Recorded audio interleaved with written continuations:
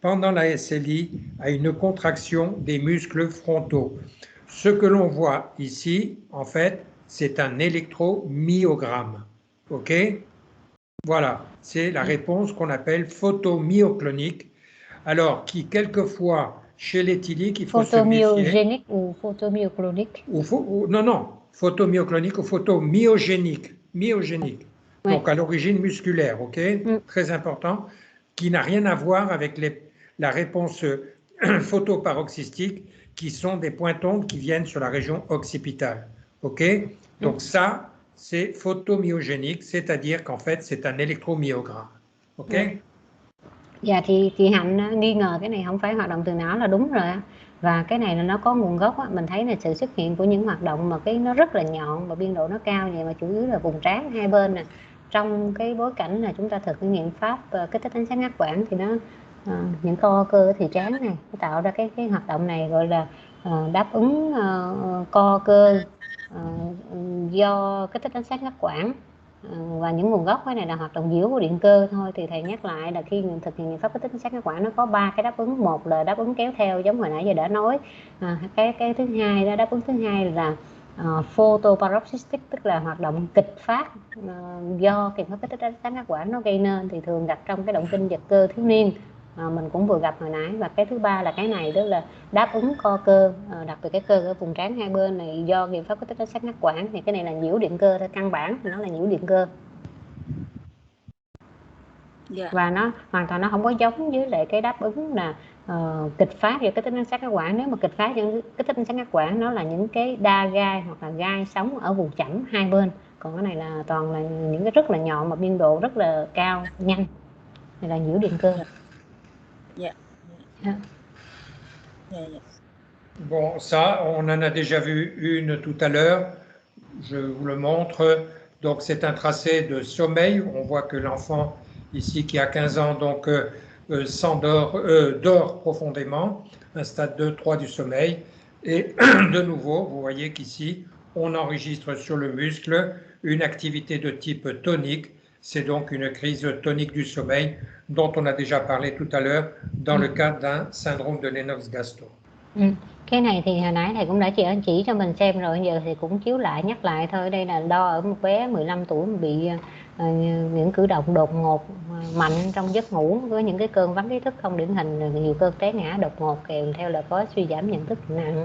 Thì cái bản ghi này được đo trong cái giấc ngủ, khoảng là giai đoạn 2 của giấc ngủ, thì ghi nhận có những cái phóng lực rất là nhanh, biên độ lớn, xuất hiện thành chuỗi khoảng mấy giây, khoảng 5-6 giây, và tương ứng với nó là trên điện cơ ở cơ delta hai bên thấy có tình trạng tăng trương lực. Như vậy thì đây là một cái cơn tăng trương lực trong giấc ngủ trong bối cảnh của một bệnh hội chứng Lennox-Gastaut.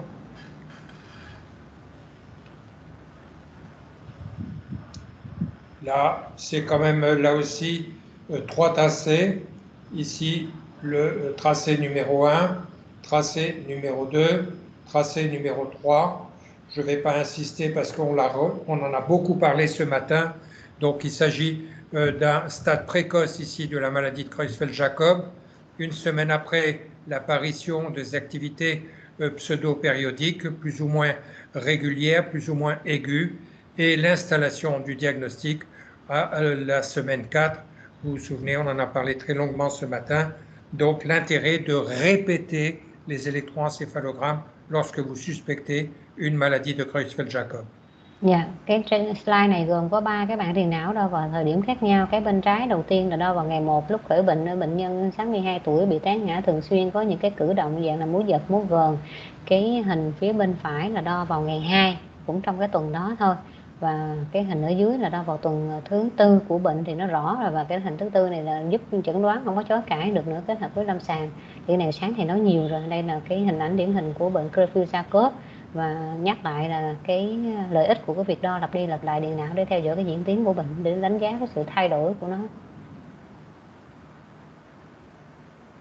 Là, c'est ce qu'on a déjà vu tout à l'heure. Donc, c'est un tracé caractéristique d'une hypsarythmie. Je n'insiste pas, on en a déjà abondamment parlé. Hypsa parce que de grande amplitude, où il y a un mélange d'ondes lentes et d'activité paroxystique. Cái đây là hình ảnh của loạn nhịp cao điện thế IPSA, tức là cái biên độ của cái hoạt động đó nó lớn mà nó xen lẫn với những cái hoạt động kịch phát, cái dạng là gai hoặc là sóng chậm trên cái nền hoạt động điện não xáo trộn hoàn toàn. Đây là hình ảnh của hội chứng West. Voilà, tracé caractéristique. Hein. Ça, c'est le même enfant, mais qui est devenu plus tard. Donc ici, on pose le diagnostic d'un syndrome de West avec hypsarythmie. Et là, donc, c'est le même enfant, mais beaucoup plus tard, avec un retard mental prononcé, crise tonique du sommeil, des absences atypiques. Et on voit que sur l'électroencéphalogramme, il a des anomalies généralisées faites de pointons de lampe. Et il est en train donc de transformer son syndrome de West vers un syndrome de Lennox-Gastaut. Hai cái trang trước á, là hình ảnh điển hình của cái hình ảnh loạn nhịp cao điện thế, còn cái bản ghi hiện tại thì bé này sau một thời gian nó quay lại để theo dõi và đo thì thấy nó có sự thay đổi về mặt điện não, nó không còn hình ảnh loạn nhịp cao điện thế mà thay vào đó là có những cái hoạt động kịch phát dạng có vẻ là toàn thể với những cái gai và sóng chậm biên độ lớn xuất hiện ở hai bên, và lâm sàng là bé này có chậm phát triển tâm thần, có những cơn tăng trương lực về đêm và có cơn vắng ý thức không điển hình. Thì đây là bé đang dần chuyển sang từ cái hội chứng West sang hội chứng Lennox-Gastaut. Voilà, donc c'est le même enfant. Alors maintenant, je vais vous mettre dans des situations, mais celle-là, on l'a déjà vue. C'est donc le sous-harmonique de l'alpha avec une réactivité visuelle. Voilà, là, qu'est-ce que vous faites? Vous êtes en train d'enregistrer ce malade et vous voyez ça. Qu'est-ce que vous faites? Cái hình slide trước thì nãy thầy nói rồi ha, cái đó là cái hài hòa dưới của alpha, cho thầy không có lặp lại. Cái đề thi giống giống vậy đó, cũng sẽ cho hình vài câu hỏi kêu mình làm gì thôi. Đây là cái hình mà chúng ta đang đo điện não, bắt gặp cái hình thế này thì chúng ta sẽ làm gì? Mời các anh chị.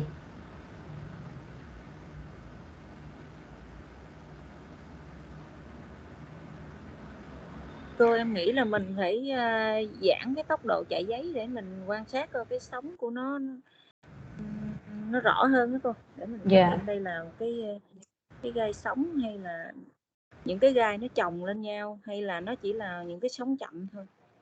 Mình giảm cái tốc độ chạy giấy ra để mình quan sát.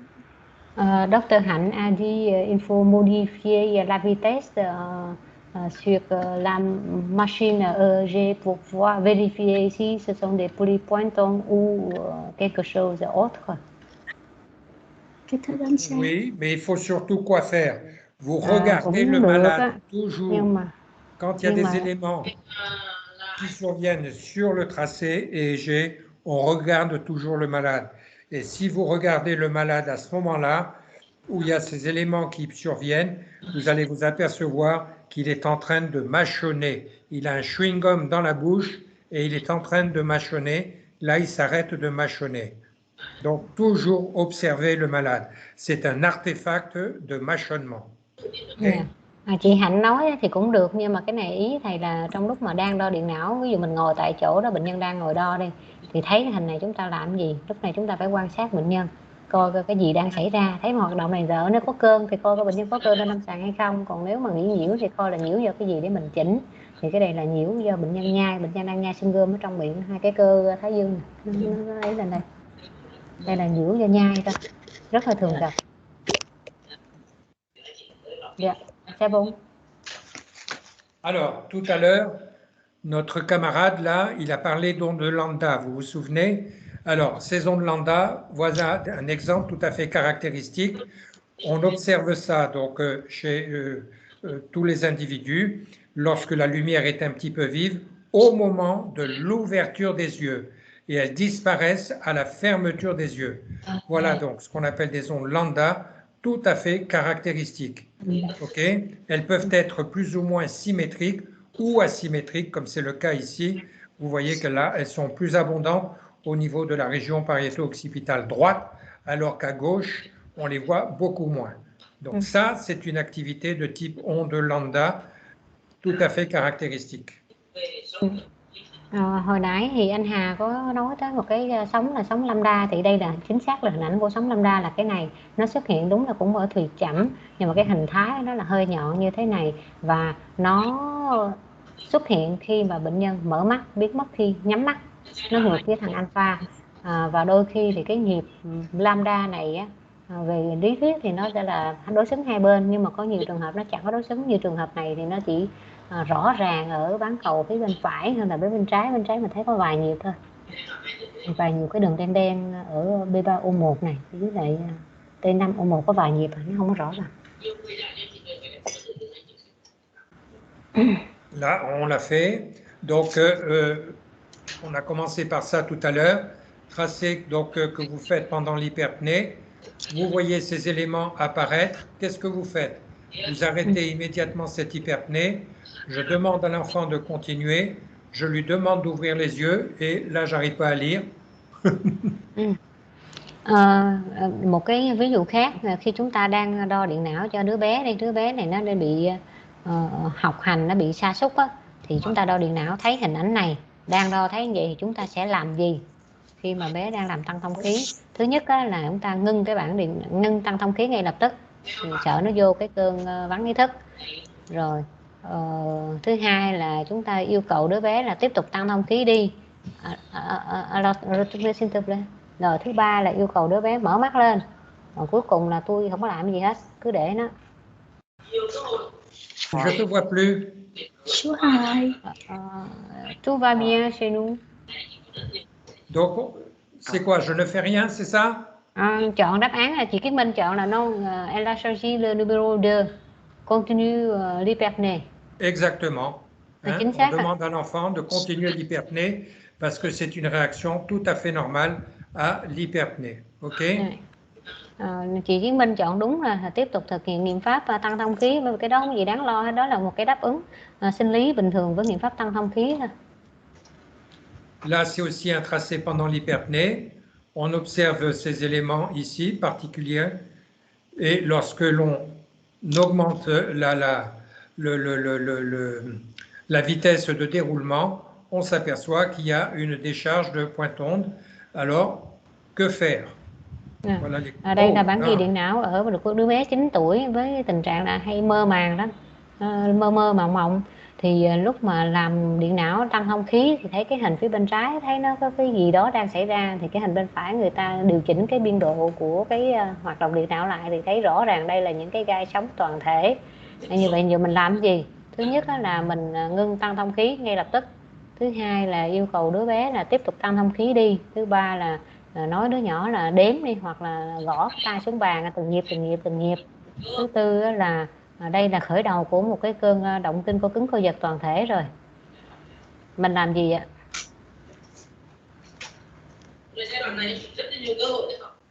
Mời các anh chị. Số 3. La réponse est numéro 3. Exactement.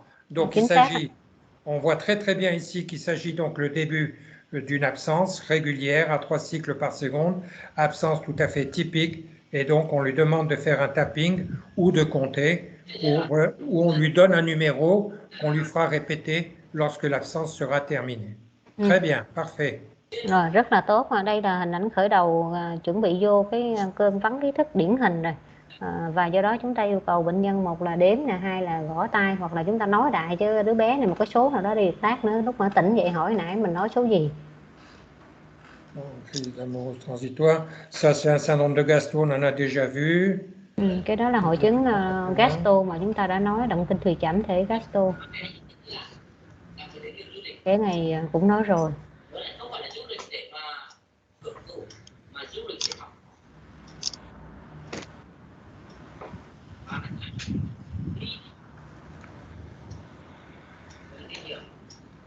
Hãy để kỹ năng của bạn mở mang cái kiểu tích cực nếu không điểm kiểm soát điều đó bạn sẽ ra trở nên hay như là. Là, je vais vous montrer un petit peu, on en a déjà parlé, bien sûr. Donc, il s'agit d'un enfant de 5 ans qui, ça vous rappelle quelque chose, il entend mal ou il semble pas comprendre ce qu'on lui dit. Donc, on voit des éléments ici, paroxystiques, sur la région temporale gauche, que l'on retrouve ici en montage transverse. Donc, des éléments qui ont un aspect de pointe biphasique et qui vont, pendant le sommeil, venir se multiplier, devenir de plus en plus abondantes, voyez ici, pour donner pratiquement un syndrome de point-onde continu du sommeil, tout à fait caractéristique. Donc, vous avez fait le diagnostic tout à l'heure, il s'agit d'un syndrome de Landau-Kleffner avec le passage au moment du sommeil lent et de l'endormissement au moment de la survenue d'un syndrome des pointes-ondes continues du sommeil. Tout à fait caractéristique. Thầy trình chiếu lại hình ảnh khác của một cái trường hợp là hội chứng động kinh điện học trong lúc ngủ POX và cái thể bệnh là hội chứng Landau-Kleffner. Đó là điện não đo một cái đứa bé 5 tuổi bị nghe kém, người ta nói mà nó có hiểu kém lắm, thì điện não đo lúc mà thức thì thấy những cái gai hai pha ở cái vùng trung tâm thái dương, nhưng mà khi vô giấc ngủ thì những cái hoạt động kịch phát này xuất hiện càng lúc càng nhiều hơn, và vô trong giấc ngủ nông thì nó thành trạng thái động kinh điện học trong giấc ngủ luôn, thành cái POX kết hợp với lâm sàng thì đó là Landau-Kleffner. Voilà, donc vous avez bien la séquence en tête, la survenue d'éléments paroxystiques ici, donc au niveau de la région temporale gauche, à l'état de veille, qui au fur et à mesure où l'enfant s'endort, voilà, vont devenir de plus en plus abondants, devenir de plus en plus rythmiques, et pour donner finalement un syndrome des pointes-ondes continues du sommeil. Ouais. Alors, on en fait encore ces petits, cet enfant de 6 ans, c'est facile ça. Qu'est-ce que vous en pensez de ça? Cái này chúng ta tiếp tục nói về mấy cái điện não ở trẻ em. Đây là bé 6 tuổi nghi ngờ về cơn vắng ý thức, có tăng động giảm chú ý. Cái này dễ nè, này là cái gì mấy anh chị? Này sáng mình cũng nói rồi nè.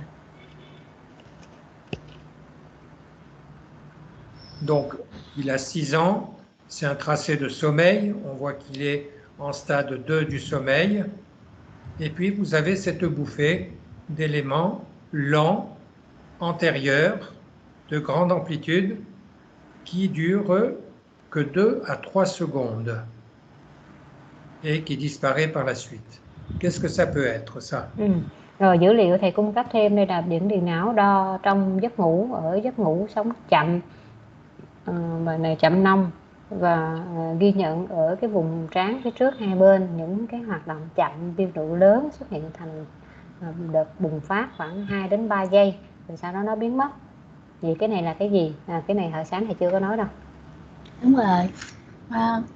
Cái này nếu mà gọi là tăng đồng bộ trước khi ngủ thì 6 tuổi cái này nó không có hiện tượng này nữa, nó mất rồi. Vậy nó là cái gì?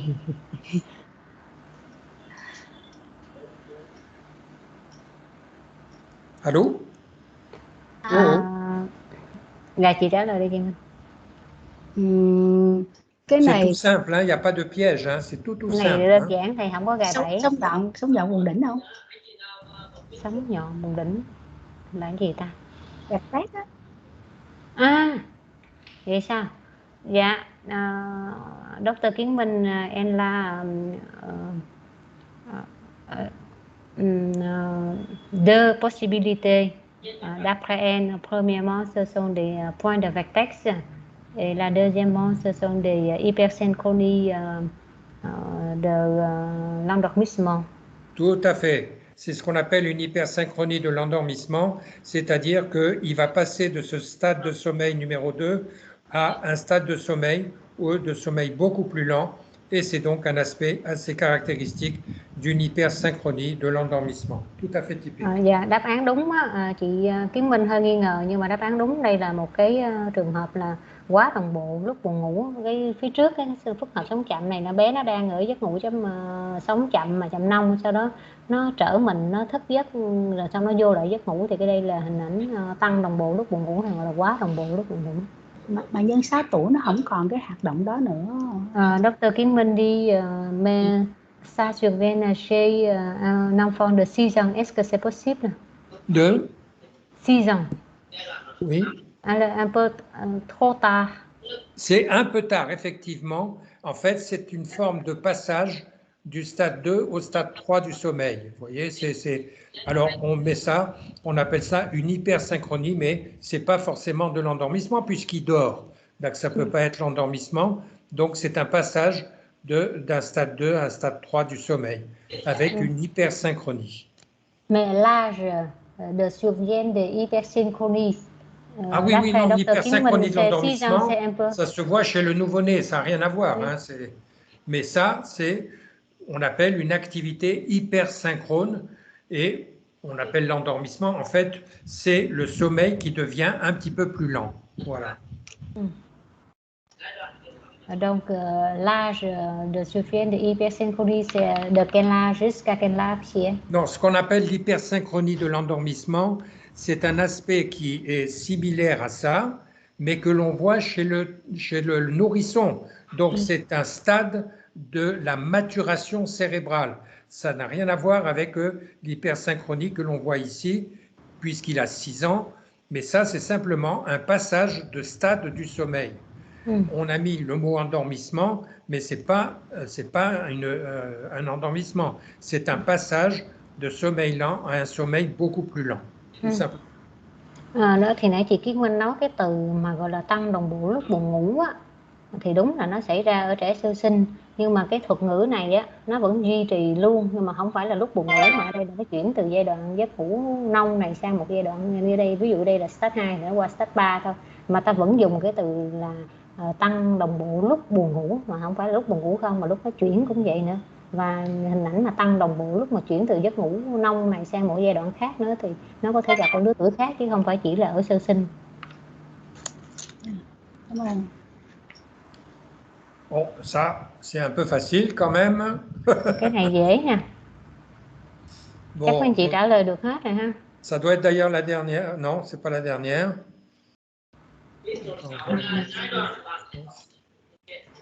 Oups.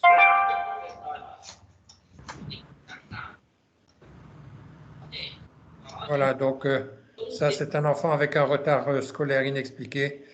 Donc vous reconnaissez une épilepsie absence tout à fait caractéristique. Ça, je ne sais pas pourquoi j'ai mis cette slide. C'est une activité focalisée.